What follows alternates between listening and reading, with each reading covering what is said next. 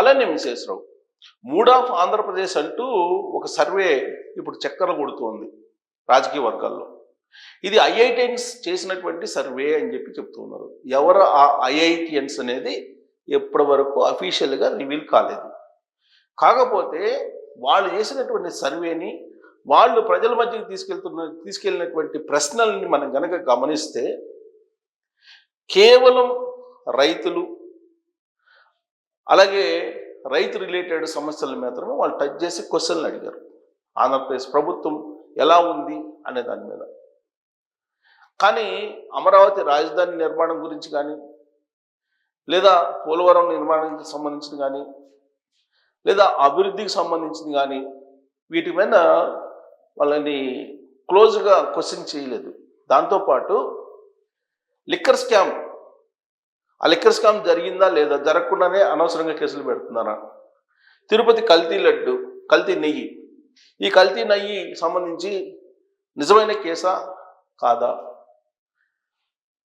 శాండ్కి సంబంధించినటువంటి కుంభకోణం జరిగిందా లేదా, ల్యాండ్ సంబంధించిన ఇష్యూస్ ఎందుకు సార్ట్అవుట్ కావాలట్లేదు, ల్యాండ్కి సంబంధించిన ఇష్యూస్ని క్రియేట్ చేసింది ఎవరు, ఇలాంటి క్వశ్చన్స్ ఎక్కడా కూడా లేవు.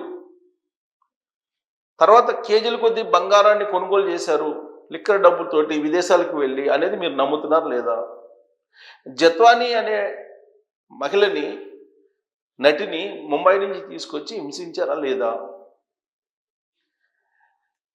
ఇలాంటి క్వశ్చన్స్ ఎక్కడా కూడా అడగలేదు వాళ్ళు. కానీ వాళ్ళు అడిగింది ఏంది, రైతులకు గిట్టుబాటు ధర ఉందా లేదా,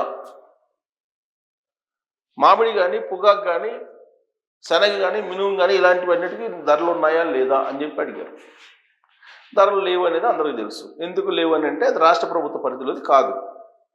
రాష్ట్ర ప్రభుత్వం ఎంతవరకు అంటే కొంతమేరకు ఆదుకోగలదు. ఏ రాష్ట్ర ప్రభుత్వం ఉన్నా, అది జగన్మోహన్ రెడ్డి గారి ఆధ్వర్యంలో ఉన్న రాష్ట్ర ప్రభుత్వం అయినా, లేదా చంద్రబాబు నాయుడు గారి ఆధ్వర్యంలో ఉన్న రాష్ట్ర ప్రభుత్వం అయినా, రేవంత్ రెడ్డి గారి ఆధ్వర్యంలో ఉన్న రాష్ట్ర ప్రభుత్వం అయినా, అంతర్జాతీయంగా మారినటువంటి పరిస్థితులకు అనుగుణంగా ఈ వ్యవసాయ ఉత్పత్తుల ధరలు ఆధారపడి ఉంటాయి.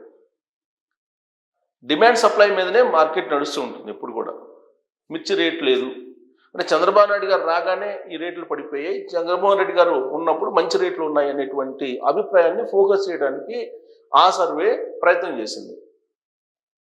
ఐఐటియన్స్ అనే పేరుతోటి వచ్చింది. అలాగే ఎరువులు బాగా అందుతున్నాయా లేదా, ఆర్బీకేలు అంటే ఇప్పుడు రైతు సేవా కేంద్రాలుగా మారాయి, అవి బాగా పనిచేస్తున్నాయా లేవా, ఇలాంటివన్నీ చెప్పారు. కానీ చంద్రబాబు నాయుడు గారి పరిపాలన బాగుందా లేదా జగన్మోహన్ రెడ్డి గారి పరిపాలన బాగుందా, చంద్రబాబు నాయుడు గారు అనుభవం ఉందా లేదంటే జగన్మోహన్ రెడ్డి గారి అనుభవం బాగుందా, లేదా కేసులకు సంబంధించి ఇప్పుడు జగన్మోహన్ రెడ్డి గారి కేసు 12 సంవత్సరాల నుంచి బెయిల్ మీద ఉన్నారు. అక్కడ సిబిఐ కేసులు అలాగే ఈడీ కేసులు ఉన్నాయి. కేంద్ర ప్రభుత్వం లేదా కేంద్ర ప్రభుత్వం ఉండే పెద్దలతోటి జగన్మోహన్ రెడ్డి గారు లైజనింగ్ చేసుకుంటూ వీటిని మెయింటైన్ చేస్తున్నారా లేదా, ఇలాంటి అభిప్రాయాలు ఎక్కడ కూడా అడగల. కేవలం ఈ ప్రభుత్వం మీద జనరల్గా ఉండేటువంటి కొంత అసంతృప్తి ఉంటుంది ఏ ప్రభుత్వానికైనా, దాన్ని మాత్రమే ఫోకస్ చేసి దాన్ని హైలైట్ చేసిన ప్రయత్నం చేశారు. అంటే సర్వేలతోటి ఒక సైకలాజికల్ గేమ్ ఆడి నెక్స్ట్ ఎలక్షన్కి సిద్ధం కావాలని చెప్పి ప్రయత్నం చేస్తుంది వైఎస్ఆర్ కాంగ్రెస్ పార్టీ. నిజంగా ఈ సర్వే 100కు 100% నిజమైతే వైఎస్ఆర్ కాంగ్రెస్ పార్టీకి సంబంధించినటువంటి 11 మంది ఎమ్మెల్యేలు, అలాగే లోక్సభలో ఉండేటువంటి 4 ఎంపీలు, రాజ్యసభలో ఉండేటువంటి వాళ్ళు కాకపోయినప్పటికీ ప్రత్యక్ష ఎన్నికల్లో వీళ్ళే పార్టిసిపేట్ చేస్తారు కాబట్టి వీళ్ళు రాజీనామా చేసి ప్రజల్లోకి వెళ్ళి ఉండేవాళ్ళు. ఎందుకంటే జగన్మోహన్ రెడ్డి గారు పులివెందుల్లో ఎంపీటీసీని గెలిపించుకోలేకపోయారు, అలాగే ఒంటిమిట్టలో గెలిపించుకోలేకపోయారు. ఇలాంటి సిచ్యువేషన్లో ఈ సర్వే అనేది కొంత బూస్టప్ ఇచ్చేలాగా ఎవరు చేయించుకున్నారు అనేది అర్థమవుతుంది. ఇది ఎలా చేశారో, ఎందుకు చేశారు అనేది తెలుసు, సింపుల్గా ఎవరికైనా అర్థమవుతుంది. ఎందుకంటే ఈ సర్వేలను ఏ సర్వేలని ఎవరు చేయించుకున్న సర్వేలైనా మనం నమ్మడానికి ఛాన్స్ లేదు. కారణం ఏంటంటే 2024 ఎన్నికలకు ముందు టైమ్స్ నౌ అనేటువంటి ఒక ప్రముఖ నేషనల్ సంస్థ, ఈ టైమ్స్ నౌ ఏం చెప్పింది, ఆంధ్రప్రదేశ్లో ఉండేటువంటి 25 మంది ఎంపీల్లో 24 మంది వైఎస్ఆర్ కాంగ్రెస్ పార్టీ గెలుచుకుంటుందని చెప్పింది. తీరా ఎన్నికలు వచ్చేటప్పటికి కనీసం 21 మంది ఎంపీలను గెలుచుకునే అవకాశం ఉందని చెప్పి సర్వేలు వేశారు. అంటే ఆ లెక్క ప్రకారం 21 మంది ఎమ్మెల్యేలు ఈక్వల్ టు దాదాపు 150 140 గెలవాలి వైఎస్ఆర్ కాంగ్రెస్ పార్టీ. కాదు అసలు వై నాట్ 175 175కి 175 మేము గెలవబోతున్నాం అని చెప్పారు. దానికి మద్దతుగా టైమ్స్ నౌ సర్వేలు ఇచ్చింది. మరి ఆ సర్వే సంస్థ కంటే ఈ ఐఐటిఎన్స్ గొప్ప వాళ్ళ, టైమ్స్ నౌ కంటే వీళ్ళు గొప్ప వాళ్ళ? అసలు ఐఐటిఎన్స్ పేరుతోటి వీళ్ళు ఒక పేరు, ఆ ఐఐటి స్టూడెంట్స్కి ఉన్నటువంటి క్రేజ్ ఏదైతే ఉందో, క్రెడిబిలిటీ ఏదైతే ఉందో దాన్ని దెబ్బతీసేలా ఈ సర్వేలు వస్తున్నాయని చెప్పి ఈ ఐఐటిఎన్స్ కొంతమంది కేసు అయిపోతున్నారు ఇప్పుడు. ఎందుకంటే ఆ ఐఐటిఎన్స్ ఎవరు, చేసినటువంటి ఐఐటిఎన్స్ ఎవరు అది చెప్పాలి అనేది ఇప్పుడు ఐఐటిఎన్స్ కొంతమంది అడుగుతున్నారు. దీని మీద కేసు వేయడానికి కూడా, ఫైల్ చేయడానికి కూడా సిద్ధమవుతున్నట్టు సమాచారం ఉంది. అఫీషియల్గా లేదు కానీ కొంత చర్చ జరుగుతుంది దాని మీద. ఐఐటిఎన్స్ పేరుతోటి అని అఫీషియల్గా ఏదైనా సర్వే సంస్థ ఉన్నారంటే దానికి రిజిస్టర్డ్ కంపెనీ ఉండాలి. తర్వాత శాంపిల్స్ ఎక్కడెక్కడ తీసినారు, ఎవరి దగ్గర తీసినారు, ఇవన్నీ ఉండాలి. కానీ ఏమి లేకుండా గాలిలోనే ఒక ప్రభుత్వానికి దీని మీద వ్యతిరేకత ఉంది అనేది కొన్ని ఏరియాస్ని తీసుకొని ఎగ్జాక్ట్గా కొంత అసంతృప్తిగా ఉండేటువంటి కొన్ని ఇష్యూస్ని తీసుకొని ఈ ప్రభుత్వంలో ఉండేటువంటి ఎమ్మెల్యేలకి గ్రాఫ్ తగ్గిందనో అలా ప్రొజెక్ట్ చేస్తున్నారు. అంటే ప్రొజెక్ట్ చేసుకున్న పద్ధతి ఇప్పుడే వచ్చిందంటే ప్రొజెక్ట్ చేసుకున్నారు, గతంలో కూడా చేశారు. ఎవరు డబ్బులు ఇస్తే వాళ్ళకు అనుకూలంగా ఈ సర్వేలు చేస్తూ ఉంటారు. ఇది 100% వాస్తవం.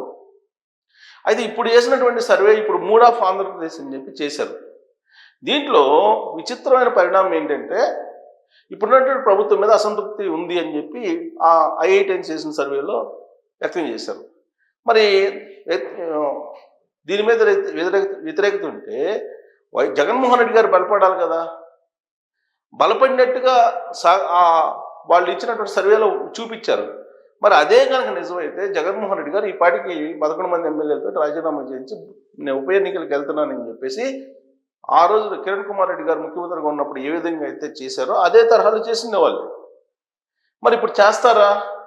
ఇప్పుడు చేయడానికి ఆలోచిస్తున్నారని అంటే ఆ సర్వే నిజమైతే కనుక రాజీనామా చేస్తారు అనేది వైఎస్ఆర్ కాంగ్రెస్ పార్టీలో అలాగే రాజకీయ వర్గాల్లో వినిపిస్తూ ఉంది.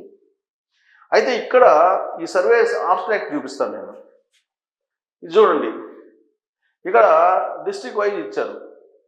టోటల్గా ఇక్కడ చూడండి, వీళ్ళు రెడ్ జోను, గ్రీన్ జోను అట్లా ఇచ్చారు. సో 11 మంది ఎమ్మెల్యేలకు 11 మంది గెలుస్తారని చెప్పి ఇచ్చారు. ఎవరు? వైఎస్ఆర్ కాంగ్రెస్ పార్టీ వాళ్ళు. ఇదే గనక వాస్తవం అని చెప్పి భావిస్తే వైఎస్ఆర్ కాంగ్రెస్ పార్టీ వాళ్ళు రాజీనామా చేస్తారు. ఎందుకంటే ఆల్రెడీ జగన్మోహన్ రెడ్డి గారు అసెంబ్లీకి రావట్లేదు, ఎమ్మెల్యేలు కూడా వాళ్ళు వెళ్ళడానికి ఇష్టపడలేదు ఆయన.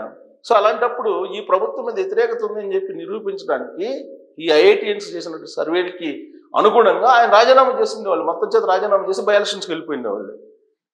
సో కాబట్టి ఇది ఎంతవరకు నిజం అనేది నేను అర్థం చేసుకోవచ్చు. ఇక బీజేపీకి 2 ఆరెంజ్ జోన్లో ఉన్నారు, అంటే వాళ్ళు బాగానే ఉన్నారు ఆరెంజ్లో అనేది. రెడ్ జోన్లో ఎవరు ఉన్నారంటే జనసేన ఉంది, ఇద్దరు రెడ్ జోన్లో ఉన్నారు అంటున్నారు. ఇక 27 మంది టీడీపీ వాళ్ళు ఉన్నారని చెప్తున్నారు. Green zone in this assembly election performance index of the MLAs are more than or equal to 46%. So వీళ్ళు ఏ జిల్లాలో ఎంత అనేది ఇచ్చారు. ఇక ఇక్కడ చూడండి, జోన్ వైజ్ ఇచ్చారు. చూడండి, మొత్తం 175లో రెడ్ జోన్లో 92 మంది ఉన్నారని చెప్పి ఇచ్చారు. ఈ 92 మంది రెడ్ జోన్లో ఉంటే మరి ఈ రెడ్ జోన్లో ఉండి 92 మంది వైఎస్ఆర్ కాంగ్రెస్ పార్టీకి వెళ్ళాలి కదా. అంటే 42 మంది గెలుస్తారని చెప్పిస్తున్నారు. ఇప్పుడు ఎలక్షన్ జరిగితే వైఎస్ఆర్ కాంగ్రెస్ పార్టీ 42 మంది ఎమ్మెల్యేలు గెలుచుకునే అవకాశం ఉందని చెప్పి పిలుస్తున్నారు. ఇక్కడ ఆరెంజ్ జోన్లో, ఆరెంజ్ జోన్ అంటే కొంచెం సరిహద్దుల్లో ఉన్న 41 మందిని ఇచ్చారు. సరిహద్దుల్లో ఉన్నటువంటి వాళ్ళు 175లో 92 మంది రెడ్ జోన్లో ఉన్నారని ఇచ్చారు.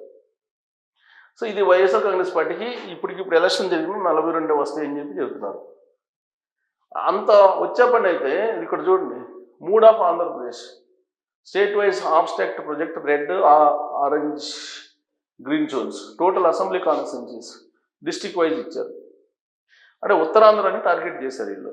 ఉత్తరాంధ్రలో చేంజ్ వచ్చింది అనేటువంటి ఫీలింగ్ కలిగించేటువంటి ప్రయత్నం ఈ సర్వేలో జరుగుతుంది. ప్రధానంగా ఈ ఆబ్స్ట్రాక్ట్ని గమనిస్తే గ్రీన్ జోన్లో టీడీపీకి ఉత్తరాంధ్రలో పెద్దగా లేవు అనేది వాళ్ళు ప్రొజెక్ట్ చేస్తున్నారు. అంటే ఇది ఒక మైండ్ గేమ్.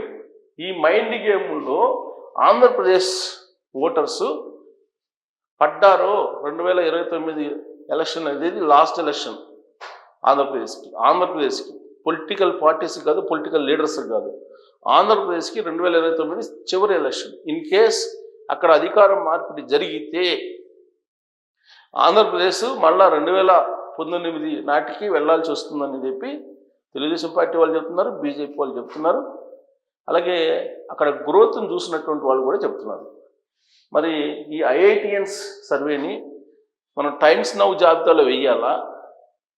టైమ్స్ నౌ ఏది చెప్పిందో దానికి విరుద్ధంగా రిజల్ట్ వచ్చినాయి మొన్న. సో టైమ్స్ నౌ ఏ విధంగా అయితే మైండ్ గేమ్ ఆడటానికి ఆ రోజు ఉపయోగపడిందో వైఎస్ఆర్ కాంగ్రెస్ పార్టీకి, ఈ ఐఐటిఎన్స్ పేరుతో వచ్చిన సర్వే కూడా సేమ్ అలాంటిదేనా లేదా కొంత వాస్తవం ఉందని మీరు అనుకుంటున్నారా అనే దాని మీద మీరు కామెంట్ చేయొచ్చు. Thank you.